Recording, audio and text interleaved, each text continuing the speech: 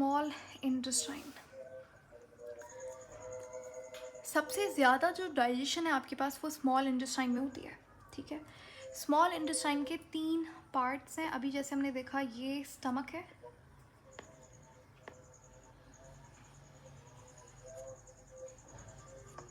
ठीक है, यहाँ से आपके पास स्मॉल इंटेस्टाइन शुरू हो जाएगी।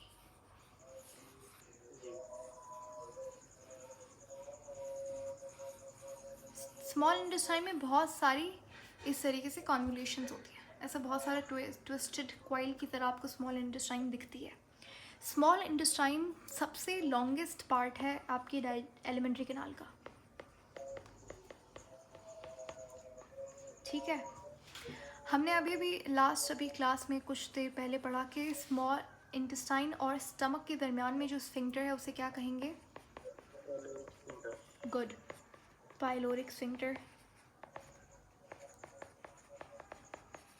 ठीक है, अच्छा, उसके बाद स्मॉल इंटेस्टाइन को हम डिवाइड करते हैं 3 पार्ट्स में, 3 हिस्सों में। सबसे पहला ड्यूडेनम, जिजैनम एंड इलियम। गुड। अब जो ड्यूडेनम है उसके अंदर सबसे ज़्यादा डाइजेशन होती है। सबसे ज़्यादा डाइजेशन एलिमेंट्री कैनाल में सबसे ज़्यादा डाइजेशन कहाँ पे होगी? स्मॉल इंटेस्टाइन में। स्मॉल इंटेस्टाइन में भी कहाँ पे होगी? ड्यूडेनम में। ठीक है, ड्यूडेनम स्मॉल इंटेस्टाइन का सबसे शॉर्टेस्ट पार्ट है। अब यहाँ पे एक चीज़ आपको क्लियर करनी होगी। देखिए, अगर पूछा जाए कि एलिमेंट्री कैनाल में सबसे लॉन्गेस्ट पार्ट, लॉन्गेस्ट यानी कि लंबा, लेंथ में सबसे लंबा, तो स्मॉल इंटेस्टाइन। अब स्मॉल इंटेस्टाइन के 3 पार्ट्स हैं, तो इसमें से सबसे लॉन्गेस्ट कौन है और सबसे छोटा कौन है? सबसे शॉर्टेस्ट है ड्यूडेनम, मिडिल में जिजैनम है और इलियम सबसे लॉन्गेस्ट है। ड्यूडेनम में सबसे ज़्यादा डाइजेशन होती है, इलियम में डाइजेशन नहीं होती, जिजैनम में बहुत कम होती है, इलियम में एब्जॉर्प्शन होती है। ठीक है, अच्छा, स्मॉल इंटेस्टाइन में अगर आप स्मॉल इंटेस्टाइन का इंटरनल स्ट्रक्चर देखें, जो इंटरनल स्ट्रक्चर, इंटरनल लेयर कौन सी है? म्यूकोसा। म्यूकोसा में इस तरीके से बहुत रफ स्ट्रक्चर है, इसे हम कहते हैं र्यूका। ठीक है, इसके ऊपर इस तरीके से बहुत microscopic hair like, finger like projections होती हैं। ठीक है, इसे हम कहते हैं सीलिया। अगर आप एक सीलिया को इस तरीके से,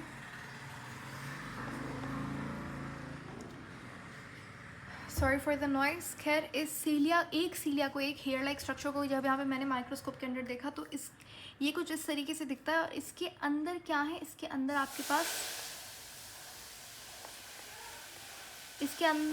पास ब्लड वेजल्स हैं। ठीक है, और यहाँ पे ये जो सीलिया है इसके ऊपर इस तरीके से क्या है? ब्रश बॉर्डर क्यूबाइडल टिश्यू होता है, ये फॉर्म करता है क्या? माइक्रोविलाई। ठीक है, यहाँ पे इसके अंदर सीलिया में क्या होती है? ब्लड कैपिलरीज होती हैं। ये खैर मुझे आपको बाद में बताना चाहिए था जब हम इसके फंक्शनिंग पे आएंगे, लेकिन क्योंकि स्ट्रक्चर में आता है ये पार्ट, तो आई एम जस्ट मेंशनिंग के इलियम में सबसे ज़्यादा ये रफ स्ट्रक्चर ये र्यूका होता है, और सीलिया की क्वांटिटी भी इलियम में सबसे ज़्यादा होती है, क्योंकि इलियम का काम क्या है? इलियम का काम एब्जॉर्प्शन है। ठीक है, अब सीलिया का स्ट्रक्चर बता रही हूँ मैं आपको। सीलिया है, उसके ऊपर माइक्रोविलाई है। आई एम सो सॉरी, इसे मैं सीलिया क्यों लिखा है यहाँ पे? Should be villi, my bad, sorry. Villi के ऊपर माइक्रोविलाई, माइक्रो यानी कि विलाई से भी छोटा, माइक्रोविलाई। अब ये माइक्रोविलाई का क्या ज़रूरत थी? विलाई था तो बेसिकली ये क्या करता है? सरफेस एरिया बढ़ाता है, जिसकी वजह से क्या होता है? एब्जॉर्प्शन ज़्यादा से ज़्यादा हो पाती है। इसके अंदर मतलब ये जो विलाई है इसमें आपके पास ब्लड कैपिलरी है और इसमें एक लिम्फ कैपिलरी होती है, इसका नाम आपको याद होना चाहिए। इसे हम कहते हैं क्या? लेक्टियल। ठीक है, लेक्टियल। तो जो एब्जॉर्ब हुआ हुआ जितना भी आपके पास खाना है वो जाता है कहाँ पे? लेक्टियल में, और ब्लड कैपिलरीज में एब्जॉर्ब होता है। जो वेन होती है वहाँ पे।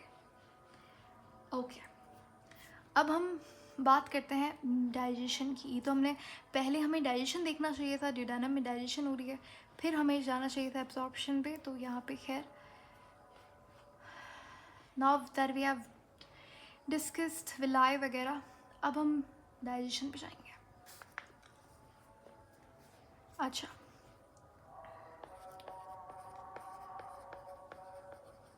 जब आप बात करते हैं ड्यूडेनम की, तो ड्यूडेनम से सिक्रीशन होती है किसकी? इंटेस्टाइन से निकलने वाले एंजाइम्स की। बेसिकली आपका जो ड्यूडेनम है वो क्या क्या चीज़ें सिक्रीट कर रहा है? वो एक ऐसी इसमें प्रेजेंट होता है क्या,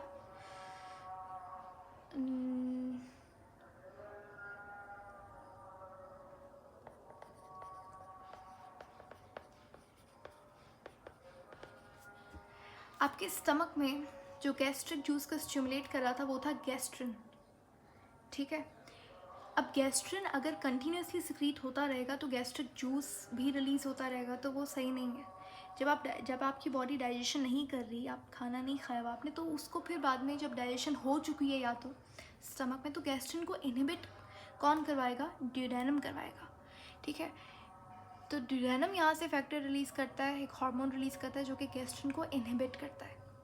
उसके बाद आपके पास ड्यूडेनम जो है वो एक हार्मोन सिक्रीट करता है जो कि पेनक्रियास को, आपको पता है पेनक्रियास से निकलने वाली सिक्रीशन, लिवर से निकलने वाली सिक्रीशन, दोनों कहाँ पे आती है? ड्यूडेनम में आती है, ठीक है। अब इनको स्टिमुलेट कौन करेगा? पेनक्रियास को और बाइल को। देखो बाइल कौन बनाता है? Bile is formed by liver, और ये स्टोर कहाँ पे होता है?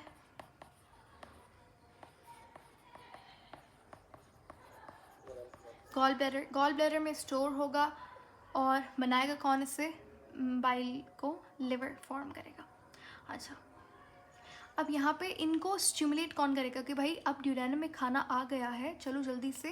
पेनक्रियास को बोलेगा, पेनक्रियास को कहेगा कि आप पेनक्रियाटिक जूस भेजें ड्यूडेनम में, और बाइल जो है उस गॉल ब्लैडर को कहेगा कि बाइल स्क्रीट करो। तो यहाँ पे आपके पास कौन सा हार्मोन प्रेजेंट होता है?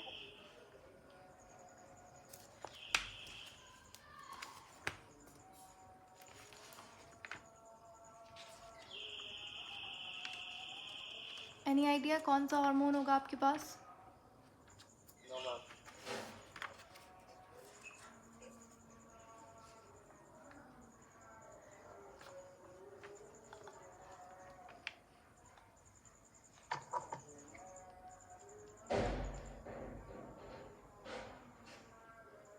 Just a second.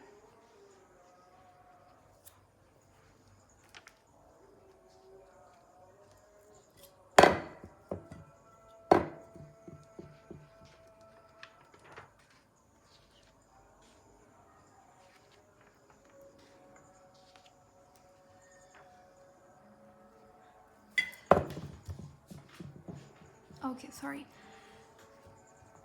हाँ कहाँ थे हम? तो pancreas, okay okay okay done. तो पेनक्रियास से आपके पास सिक्रीशन होगी पेनक्रियाटिक जूस की, गॉल ब्लैडर बाइल स्क्रीट करेगा, लेकिन बाइल कौन फॉर्म कर रहा है? लिवर। अब ड्यूडेनम से आपके पास क्या रिलीज़ होगा यहाँ पे इनको स्टिमुलेट करने के लिए? कोलिसिस्टोकाइनिन।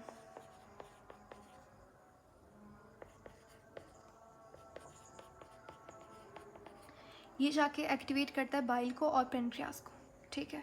अच्छा, यहाँ पे आपके पास एक और हार्मोन ड्यूडेनम सिक्रीट करता है, इसे सिक्रीटिन कहते हैं, ये जाके पेनक्रियास को स्पेशली स्टिमुलेट करता है, ठीक है। जहाँ पे भी वर्ड कोली आ जाना मतलब ये गॉल ब्लैडर की रिलेटेड बात हो रही है। जैसे कि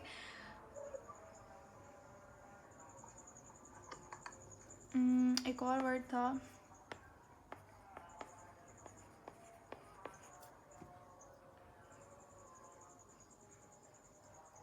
तो दिस वर्ड कोली ये गॉल ब्लैडर से रिलेटेड है। गॉल ब्लैडर की रिमूवल की जो सर्जरी होती है उसमें भी word chole is there, it just slipped off my mind उसका नाम। कोली समथिंग इस तरीके से। गॉल ब्लैडर, जब गॉल स्टोन हो जाता है तो गॉल ब्लैडर रिमूव करता है अगर स्टोन का साइज ज़्यादा है, ठीक है। तो वो सर्जरी के नाम में there is something chole and then something. चलें खैर, तो ये आपके पास हमने अभी तक क्या सिक्रीशंस पढ़ी ड्यूडेनम में से, क्या सिस्टो, ये कॉलीसिस्टोकाइनिन और सिक्रीटिन, ये दोनों हार्मोन्स हैं, ठीक है। ये जाके इन सबको इनहिबिट और एक्टिवेट कर रहे होंगे। अच्छा, उसके बाद हमारे पास हमने देखा जो स्टमक से जो फूड पार्टिकल आएगा उसे हमने क्या नाम दिया था, काइम का। काइम एसिडिक है या बेसिक? एसिडिक, हाईली एसिडिक है, ठीक है। अच्छा, मज़े की बात, ये जो स्मॉल इंटेस्टाइन है, ये जो पेनक्रियाटिक जूस जब आएगा, इसमें जितने भी हार्मोन्स होंगे वो किस पीएच पे काम करते हैं, वो अल्कलाइन पीएच पे काम करते हैं। तो इसीलिए जो ड्यूडेनम में इन्वायरमेंट होता है वो कैसा होता है, वो बेसिक इन्वायरमेंट होता है। तो अब काइम का पीएच तो एसिडिक है, तो क्या ड्यूडेनम क्या करता है, ड्यूडेनम के सब म्यूकोजा में प्रेजेंट होता है क्या, एक ग्लैंड जिसे बर्नर्स ग्लैंड कहते हैं, ब्रूनर्स ग्लैंड सॉरी। और ब्रूनर्स ग्लैंड क्या कर रहा है, ये बाइकार्बोनेट आयन सिक्रीट कर रहा है। अच्छा, बाइल में भी बाइकार्बोनेट आयन होता है ताकि पीएच जो है वो मेंटेन रहे ड्यूडेनम की, ठीक है। तो बाइकार्बोनेट आयन रिलीज़ करता है कौन, ब्रूनर्स ग्लैंड, ठीक है। ताकि ये इसका काम क्या है, इसका काम है टू लोअर द पीएच, या फिर पीएच बढ़ाना, एग्जैक्टली ये पीएच को क्या करेगा, ये पीएच बढ़ाएगा, ठीक है। अच्छा, अब ये हमारे पास ये सारी चीज़ें कहाँ पे रिलीज़ हो रही है, ड्यूडेनम, ये ड्यूडेनम सिक्रीट कर रहा है, सही है। ड्यूडेनम कोई पर्टिकुलरली एंजाइम नहीं सिक्रीट कर रहा होता जो कि डाइजेशन करवा रहा है, लेकिन ड्यूडेनम में आने वाला पेनक्रियाटिक जूस, ड्यूडेनम में आने वाला बाइल, ये डाइजेशन करवा रहा होता है, इनमें एंजाइम प्रेजेंट होता है। अगर आप बात करें किसकी, पेनक्रियास की, अब मैं यहाँ पे आपको पेनक्रियाटिक जूस के बारे में इंफॉर्मेशन दे रही हूँ, ठीक है। पेनक्रियाटिक जूस से क्या डाइजेशन होती है, तो पेनक्रियाटिक एंजाइम्स जितने भी होंगे वो अल्कलाइन पीएच पे काम करेंगे।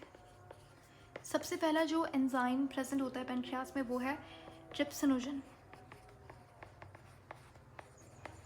जैसे हमने पेप्सिनोजन पढ़ा था, वो इनएक्टिव फॉर्म में रिलीज़ होता है, वो कन्वर्ट होता है पेप्सिन में, उसी तरीके से उसे कौन कन्वर्ट करा है, HCl कन्वर्ट करा है। अच्छा, वैसे पेप्सिनोजन को अगर कन्वर्ट किया ही जा रहा है तो क्यों वो पेप्सिन की फॉर्म में ही क्यों रिलीज़ नहीं होता, क्या ज़रूरत है पहले इनएक्टिव फॉर्म में फिर एक्टिव, उसके कोई मकसद है इसके पीछे या फिर ऐसे ही मतलब? जी मैम, वो अगर वो उसको एक्टिव फॉर्म में रिलीज कर दिया जाए तो वो स्टमक की वॉल को जो डैमेज कर सकता है। एग्जैक्टली गुड, क्योंकि वो क्या कर रहा है, प्रोटीन को ब्रेक डाउन कर रहा है। सेल में सबसे ज़्यादा अबंडेंट बायोमोलिक्यूली प्रोटीन होता है, तो क्योंकि वो एग्जैक्टली जैसा आपने कहा स्टमक की इनर लेयर क्योंकि वो डिस्ट्रॉय ना कर दे, डैमेज ना कर दे, तो इसीलिए पेप्सिनोजन पहले इनएक्टिव फॉर्म में रिलीज़ होता है। इसी तरीके से ट्रिप्सिनोजन भी क्या करेगा, ये इनएक्टिव फॉर्म में रिलीज़ होता है और फिर ये कन्वर्ट होता है किस में, ट्रिप्सिन में। इसका काम भी क्या है, इसका काम है टू ब्रेक डाउन प्रोटीन। ये जो प्रोटीन है या जितने भी पेप्टोन्स हैं, डाईपेप्टाइड चेन है, उस सबको क्या किस में कन्वर्ट करेगा, अमाइनो एसिड में। ये कंप्लीट डाइजेशन करता है प्रोटीन की, ठीक है। अच्छा, अब सवाल यहाँ पे ये है कि ट्रिप्सिनोजन को ट्रिप्सिन में कन्वर्ट कौन करता है, तो ट्रिप्सिनोजन को कन्वर्ट करता है आपके पास एक हार्मोन जो कि रिलीज, एक एंजाइम बेसिकली नॉट हार्मोन, जिसका नाम है एंटेरोकाइनेज। ये कहाँ से आया, ये आया आपके पास ड्यूडेनम से, ठीक है। अच्छा, पहला है आपके पास ट्रिप्सिनोजन, दूसरा हमारे पास है अमाइलेज। अमाइल, इससे हम पेनक्रियाटिक अमाइलेज कहते हैं। पेनक्रियाटिक अमाइलेज इसीलिए कहते हैं क्योंकि अमाइलेज में कन्फ्यूजन ना हो, एक सेलेवरी अमाइलेज था, ये वाला पेनक्रियाटिक अमाइलेज है। इसका काम क्या है, इसका काम है स्टार्च को माल्टोज में, माल्टोज वगैरह को ग्लूकोज में कन्वर्ट करना, ठीक है। तो ये कार्बोहाइड्रेट की डाइजेशन करता है।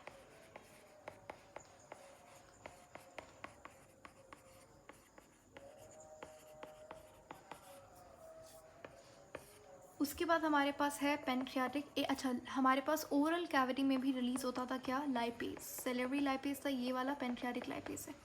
इसका काम क्या है, डाइजेशन ऑफ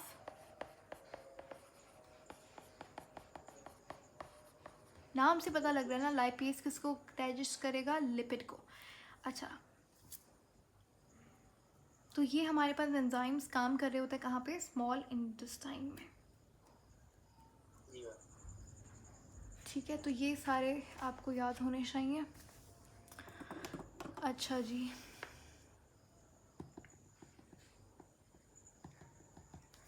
अच्छा लिपिड जब टूटेगा तो वो किस में ब्रेक डाउन होगा, लाइपेज लिपिड को एग्जैक्टली ग्लिसरॉल प्लस ग्लिसराइड आप नहीं कह सकते क्योंकि ग्लिसराइड तो लिपिड ही है ना, सिंपल लिपिड है एक पूरा। जी। ग्लिसरॉल प्लस फैटी एसिड में कन्वर्ट होगा। ठीक है, इन दोनों को मिलाकर हम ग्लिसराइड कहते हैं। ग्लिसराइड खुद में एक क्या है, सिंपल लिपिड है। अभी आईमेट का कोई पास्ट पेपर में क्वेश्चन था, उन्होंने पूछा था कि which is the most common lipid in our body that stores a lot of energy. तो आंसर में उन्होंने फैटी एसिड, कार्बोक्सिलिक एसिड और इस तरीके से कोलेस्ट्रॉल वगैरह ये सारे ऑप्शंस थे, और एक ऑप्शन था एसाइल कोलेस्ट्रॉल। तो आंसर जो है वो एसाइल कोलेस्ट्रॉल था। आई डोंट नो अगर ये आईमेट में क्वेश्चन था या किसी एमडी कैट के पास्ट पेपर में, बट कहीं किसी पास्ट पेपर में आई सॉ दिस क्वेश्चन। तो खैर, ग्लिसराइड का दूसरा नाम होता है एसाइल कोलेस्ट्रॉल। ठीक है, तो बेसिकली ये सबसे कॉमन टाइप, सबसे सिंपलेस्ट लिपिड है आपकी बॉडी का। किससे बना हुआ है, ग्लिसरॉल और फैटी एसिड से। अगर एक फैटी एसिड अटैच है तो मोनोग्लिसराइड, डाइग्लिसराइड। जब 2-3 फैटी एसिड अटैच है तो ट्राइग्लिसराइड। ठीक है, अच्छा उसके बाद हमारे पास यहाँ पे और भी, जैसे अमाइलेज हमने पढ़ा, तो अमाइलेज में यहाँ पे लैक्टेज भी होता है। लैक्टेज किसको ब्रेक डाउन करेगा, लैक्टोज को। लैक्टोज हमें याद है, हमने पढ़ा था मिल्क शुगर को लैक्टोज कहते हैं। तो लैक्टोज किस में टूटेगी,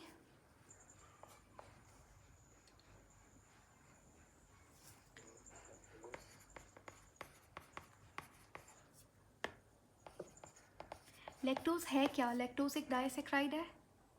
जैसे आपके पास माल्टोज है वैसे ही लैक्टोज है। ठीक है, माल्टोज किससे बनी हुई है, ग्लूकोज प्लस ग्लूकोज से। लैक्टोज किससे बनी हुई होती है, ग्लूकोज प्लस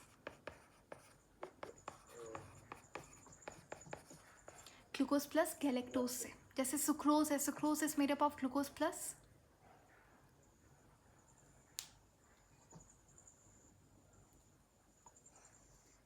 सुक्रोज किससे बनी हुई होती है, ग्लूकोज प्लस फ्रक्टोज से। ठीक है, तो अब यहाँ पे हमारे पास ऑलमोस्ट डाइजेशन क्या हो जाती है, कंप्लीट हो जाती है। ठीक है, अगर आप बात करें बाइल की, बाइल का क्या काम था, तो बाइल आपके पास एक ग्रीन म्यूकस कंटेनिंग फ्लूइड है जो कि लिवर बनाता है। ये स्टोर होता है गॉल ब्लैडर में। इसके अंदर आपके पास बाइल पिगमेंट प्रेजेंट है। इसमें म्यूकस या फिर आप कह सकते हैं म्यूसिन है। Mucus is made up of mucin, और म्यूसिन एक तरीके का कॉन्जुगेटेड मॉलिक्यूल है। कौन सा, ग्लूकोप्रोटीन, ग्लाइकोप्रोटीन। ठीक है, और इसके अंदर बाइकार्बोनेट आयन है। ये एल्कलाइन होता है नेचर में, बाइल जो है इतना हाईली एल्कलाइन है तो ऑलमोस्ट न्यूट्रल होता है। ठीक है, अच्छा उसके बाद हमारे पास बाइल जो है, इसमें बाइल पिगमेंट है, बाइल सॉल्ट प्रेजेंट होता है। बाइल पिगमेंट का नाम ये एक्स्ट्रा है, लेकिन अगर आप लिखना चाहें कहीं पे बाइल पिगमेंट का नाम, कौन से बाइल पिगमेंट्स प्रेजेंट होते हैं, बिलीरुबिन एंड बिलीवर्डिन। तो ये कंपोजिशन ऑफ बाइल थी। ठीक है, बाइल का काम क्या है, सबसे इंपॉर्टेंट बात, बाइल का फंक्शन क्या है। बाइल का फंक्शन है फैट इमल्सिफिकेशन करना।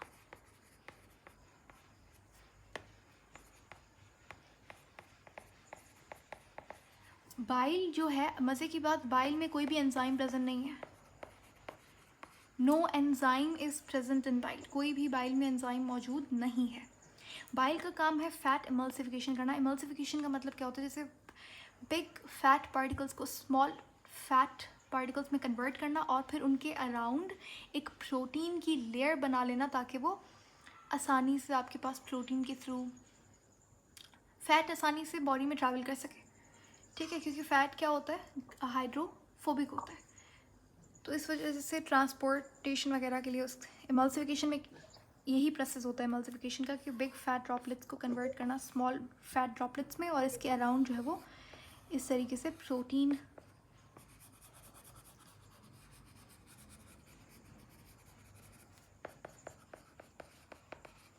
की लेयर आती है। This is for transportation.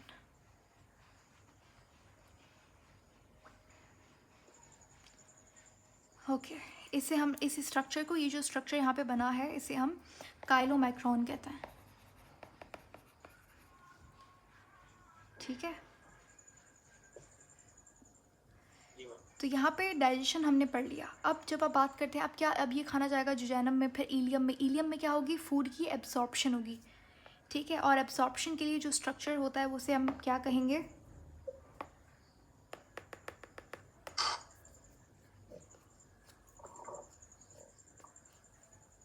Absorption में कौन सा स्ट्रक्चर काम करेगा इलियम में, अभी बताया था मैंने थोड़ी देर पहले,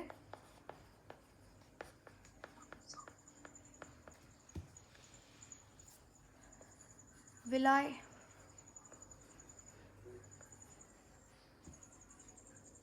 ठीक है, जी तो जैसे ये विलाय है, तो विलाय के ऊपर आपके पास इस तरीके से माइक्रो विलाय मौजूद होंगे, जो क्यों प्रेजेंट है, ये क्या करेंगे,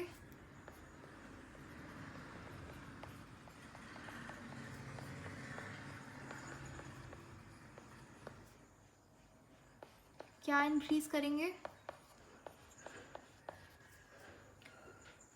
सरफेस एरिया बढ़ाएंगे ना। ठीक है, अब यहाँ पे आपके पास क्या होंगी, जी यहाँ पे ब्लड कैपिलरीज होंगी। तो जितना भी आपके पास खाना है वो अपने, जैसे प्रोटीन है तो वो अमाइनो एसिड में कन्वर्ट हो गया, लिपिड है वो तो कोलेस्ट्रॉल फैटी एसिड में तब्दील हो गया, कार्बोहाइड्रेट मोनोसेक्राइड ग्लूकोज में कन्वर्ट हो गया। अब ये जितना भी न्यूट्रिशन है, जितना भी न्यूट्रिएंट्स हैं, ये सारे के सारे एब्जॉर्ब होंगे कहाँ पे, ब्लड में। ठीक है, जी मैम। फूड कहाँ पे एब्जॉर्ब होता है, ब्लड में एब्जॉर्ब होता है। जैसे कि आपका ग्लूकोज है, क्या क्या चीज़ें होंगी, ग्लूकोज है, अमाइनो एसिड मौजूद होगा, थोड़ा बहुत फैट,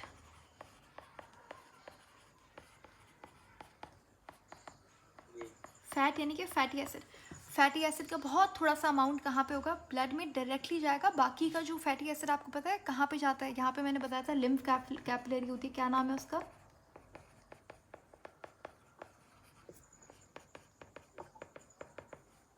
लैक्टियल। तो थोड़ा बहुत डायरेक्टली फैटी एसिड जाता है लिवर में, लेकिन उसके अलावा जितना भी फैट है वो एब्जॉर्ब होता है कहाँ पे, लैक्टियल में। लैक्टोजन। ठीक है, तो बेसिकली जो फैट है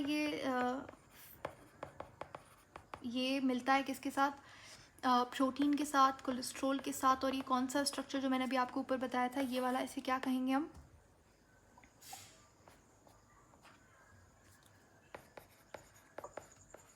इस वाले को मैम। ये जो स्ट्रक्चर था, जब फैट के अराउंड एक प्रोटीन की लेयर आएगी तो आप इसे काइलोमाइक्रोन कहेंगे। तो ये फैट कहाँ पे एब्जॉर्ब होगा, ये आपके लैक्टियल में एब्जॉर्ब होगा। ठीक है, और ये एक्टिवली एब्जॉर्ब होगा। एक्टिवली का मतलब क्या है, एक्टिव ट्रांसपोर्ट के लिए। हाँ, एक्टिव ट्रांसपोर्ट होगी, एटीपी यूज़ होगा। ठीक है, अच्छा उसके बाद ये, अब ये लैक्टियल है, अब लिम्फ कैपिलरी है, तो ये कहाँ पे जाएगी, ये लिम्फ डक्ट में जाएगी, थोरेसिक लिम्फ डक्ट में जाएगी, फिर लिम्फ नोड में जाएगी, और फिर एंड में ब्लड का पार्ट बन जाएगी। जी मैम। अच्छा, ब्लड का पार्ट किस में जाएगी, बेसिकली जो लिम्फ होता है ना वो, ये आप लिम्फेटिक सिस्टम में पढ़ते हैं। इसका काम क्या होता है, इसका काम होता है कि जैसे अगर ब्लड में कोई भी माइक्रोब वगैरह है तो उसको एनालाइज करना, ये लिम्फ नोड्स का काम होता है। वहाँ पे डब्ल्यूबीसी बैठा हुआ है, तो लिम्फ जो है वो जितना भी एक्स्ट्रा टिश्यू फ्लूइड है वो लिम्फेटिक कैपिलरी का पार्ट बन जाता है, तो वो फ्लूइड को हम लिम्फ कहते हैं। फिर ये एंड में जब इसकी एग्जामिनेशन हो जाती है तो ये ब्लड वेन्स में, कहाँ पे, वेन्स में दोबारा से भेज दिया जाता है और ये इन दी एंड ब्लड का दोबारा से पार्ट बन जाता है। अब एक प्रॉपर वेन है जहाँ पे ये लिम्फ जो है वो ड्रेन किया जाता है। ये आपने मुझे बताना है कौन सी वेन में ब्लड ड्रेन किया जाता है। ब्लड नहीं, लिम्फ।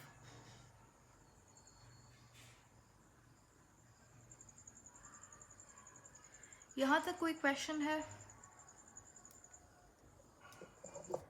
No ma'am. ओके,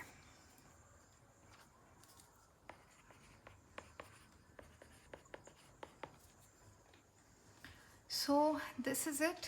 ये आपके पास पूरा टॉपिक था। अभी जितनी भी चीज़ें दो थोड़ी बहुत रह गई हैं वो हम MCQs में कवर करेंगे, बट दैट इज़ इट। आपका जितना भी थोड़े बहुत डिसऑर्डर्स हैं वो भी हम MCQs में कवर कर लेंगे।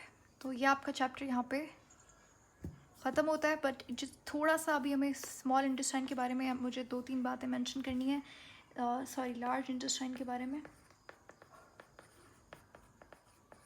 ये मैंने आपको कल बताया था उस डायग्राम में जब हम एलिमेंट्री कैनाल को डिस्कस कर रहे थे कि लार्ज इंटेस्टाइन में कितने पार्ट्स होते हैं। पहले सीकम होता है,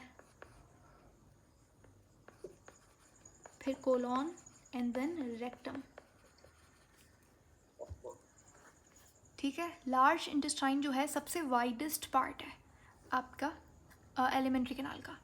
अब वैसे तो स्टमक है, लेकिन अगर आप चलो स्मॉल इंटेस्टाइन लार्ज इंटेस्टाइन को अगर आप कंपेयर करें तो लार्ज इंटेस्टाइन जो है वो ज़्यादा वाइड है स्मॉल से। ठीक है, अब लार्ज इंटेस्टाइन और स्मॉल इंटेस्टाइन का कौन सा पार्ट, इलियम। इन दोनों के दरमियान में जो स्फिंक्टर है उसे हम क्या कहेंगे, इलियो। सीकम से निकला सीकल, स्फिंक्टर। ठीक है, अच्छा, सीकम के स्टार्ट में आपके पास एक वेस्टिजियल ऑर्गन होता है जिससे फिंगर लाइक प्रोजेक्शन होती है, जिसे हम क्या कहेंगे, एग्जैक्टली फर्मिफॉर्म अपेंडिक्स। ठीक है, अच्छा, सीकम जो है, सीकम को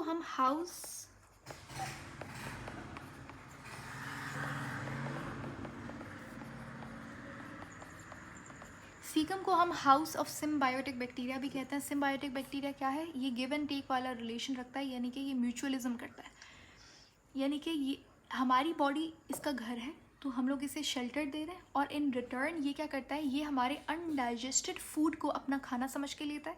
सो हम इसे, हमारा जो वेस्ट है वो उससे जितना भी उसका न्यूट्रिशन का काम चल रहा है तो हम लोग इसे फूड शेल्टर देते हैं। और जब ये वो जो अनडाइजेस्टेड फूड है जो हमारी बॉडी से रिलीज़ होने वाला है, एडजस्ट होने वाला है या डेफिकेट होने वाला है, सारी चीज़ों का मतलब एक ही है, तो वहाँ पे जब उसे खाने को अनडाइजेस्टेड फूड पार्टिकल्स को ये ब्रेक डाउन करेगा तो रिजल्ट में ये क्या करेगा, ये विटामिन के की फॉर्मेशन करेगा। तो हमारे लिए इट्स गुड। ठीक है, सिम्बायोटिक बैक्टीरिया डाइजेशन के लिए बहुत अच्छा है। सीकम को हम हाउस ऑफ सिम्बायोटिक बैक्टीरिया कहते हैं। कौन सा symbiotic bacteria, E coli present होता है हमारी बॉडी में।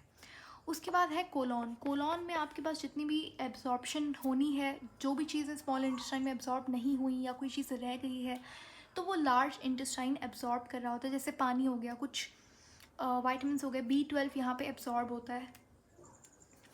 ठीक है, अच्छा, उस लास्ट पार्ट हमारे पास जो है वो है रेक्टम।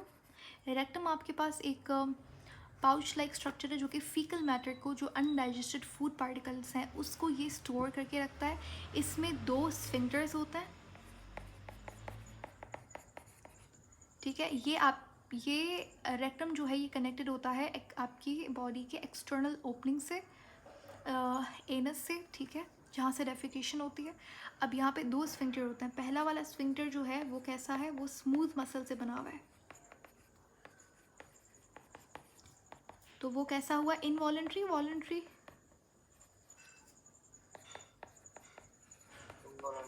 इनवॉलेंट्री। और दूसरा जो स्फिंक्टर है जो हमारे कंट्रोल में है वो वॉलेंट्री कहलाएगा, वो स्केलेटल मसल से बना हुआ था। तो रेक्टम के एंड में 2 स्फिंक्टर्स होते हैं। उसके बाद रेक्टम में कोई भी डाइजेशन नहीं होती, बल्कि लार्ज इंटेस्टाइन में कोई भी डाइजेशन नहीं होती।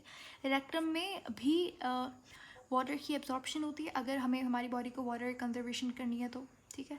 कुछ एसेंशियल सॉल्ट्स वगैरह जो बचते हैं वो आपके पास रेक्टम में एब्जॉर्ब हो जाते हैं, और आपका जो सिम्बायोटिक बैक्टीरिया है वो रेक्टम में भी प्रेजेंट होता है। जी ma'am. Okay, so that is it. ये हमारा चैप्टर यहाँ पे कंप्लीट हो गया। नेक्स्ट हम